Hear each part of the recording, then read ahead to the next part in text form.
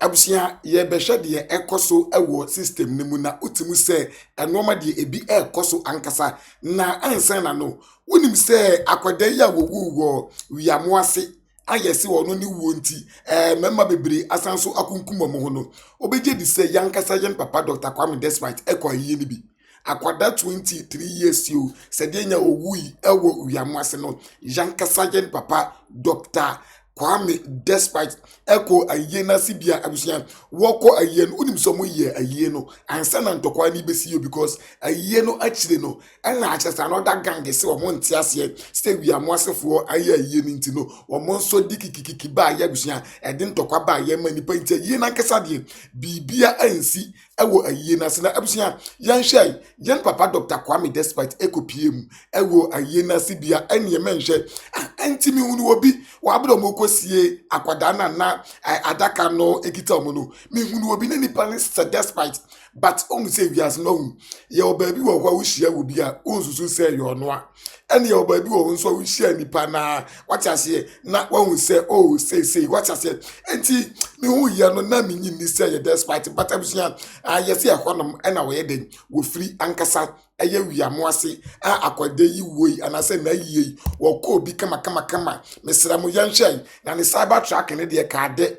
anka wiamo asefo no ewe ka ne tuo mu yam yanhwe emdan ye ba de ekoso ewo system ne mu eye chese kidnappers se wo mo kidnapping people first na ye fi se bia yesika na kidnappers ehwehwe enti na mo kidnapping people abusia se yesi enye sika na on say sesi ano kidney any akoma any chese liver any other ayibi a wo widie ne mu no eye ade a omoto because amanfo bebre ehia transplant any enho ade abusia say yes say adwuma no na kidnappers eye nti say ya kidnapper na wo send billions kura na wo ya kidnapper no de o ye den o mbeyi wo fra tasafo asase na abusia sadia be ya say in case a kidnapping body entu bia entu me view bia but sadia be ya ye can according to me say some kidnapper na wo mpese wo mo ebe ye obi bia ye be hwe ni nyina e wo sa show yi so a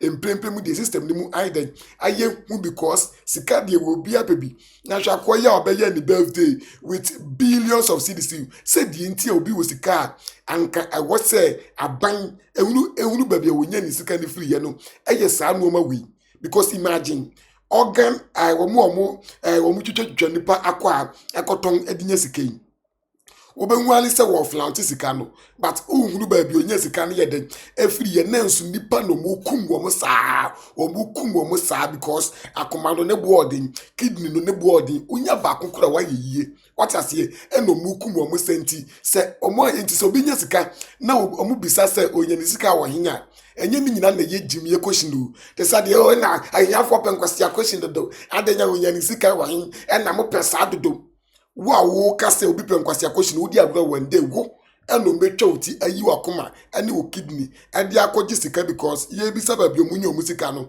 wo se ema ye mbisa because ye penkwasi akohyin dodo abusia yansha Despite ewo wiamo ase embre na ye ntinsim ewo chese de ekoso ewo system ni mu Despite abani promo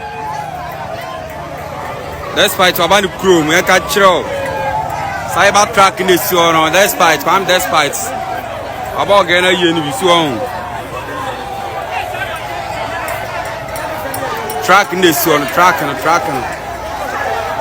in the suon abusia ayeya Despite eko obi won se ebai se yesi ababa wano no nom nu boni ene ehwo ade abrantie si ababa wano eye ni nuaba wo kire yen ensem kakra about ni nuaba ya Despite mu nyina eko na eye ni bi no wo kire yen ensem bi mu about ni wo ni nya wo kire entie ne mra ne ye ba ye beto aso awode ekoso ewo system ni mu awusia enya asam ketwa After 23 years ago, Atimian Enya me dey prove ya na killers e wo de to be here Ghana. Why 23 years? happen where you. Yes, you cry dey nya hwe. You obey ye ni bibia beka. Say and Tokwana is where you know, say, time when you are banning the honor on the Quanto Quabiansi, Umpeja from Toquabiansi, Umcosi, and didn't dress here and Toquabiansi. Your baby be a bit dancing. Time when Muquesi, home, not despite Belcrum has or then a cyber truck in the Belcrum has and a Doman and Quesi, who in ourselves, Baba, a bit not despite Kana. And Toquabiansi, Umcosi, any year, or Mom's one bay on Killa and on the Drew and on my own Killa will be a Mamma Fanta Ginian. Then it's Jimina Mujimisan, and we say, honestly, we beat me a Puya chair, say, Miniaban, or picture and video, or Payanas, why you see. Abafun will be a funny picture or candy any day. And I'm sure we want me or meet me and defend any self in tea. The Munyam say, Ghana has said, when he has said, we can't. I said, no, they can issue be immediate. And when one way they be doing your corner, more than one hard. They are Minyakosia about beyond Miniscans, my mamma, any because I said, now can we didn't be our family sanity. Most any funny deeds are Siana, who often know Yana when you've been Tiana. And we didn't need you know. Why Jimmy Papa? Women send co hospital in Kobusa, the Kumia Ban. Women say Uncle Busa and San Mark can become medianess. Women sing Kobusa. Kobusa, Muko Jedos, doctor's reports, and also almost say, read in the Kuna, Women can be anti. Mobile made when you went to hospital on them. Near trade you come miniano. See a fool, a baffle. Media and Cassa baffle. Abusia, a yasemu, not as a year despite could be what I say, yes, and no one a branch a church in Simuna. Only said the branch in the church in Simuno. A dear cousin, dear, so what we would this year, no more say target with a normal be a work and sanction William. Now, only say, Chinamo Yonko. Not mean Chida Usubanus and the Suban. What I say, who shed the echoes, yes, and yon quani ababa woo. Ya wababa wa be blomo of faving, as no one who ya be behind den. And see, ain't and I've afforded no cobble mono, say even now when ye be crana, or more tagni so ye be a normal said, or don't walk over we for was a menum no more no more to be. Police for about one check is a numbi, and I will numbi, on the chawafra. What I say, yes, absolutely. We ended the air cost to our home side now, Mr. Ramo. Yentin a war, chess business here, air cost to our system, the way, a year kidnappers and send some. Many of you don't even know that those kidnappers are not after money. They are not after money. Most of them are not after your money. So even after paying your billions, your millions, they will still unalive you. How do you survive this?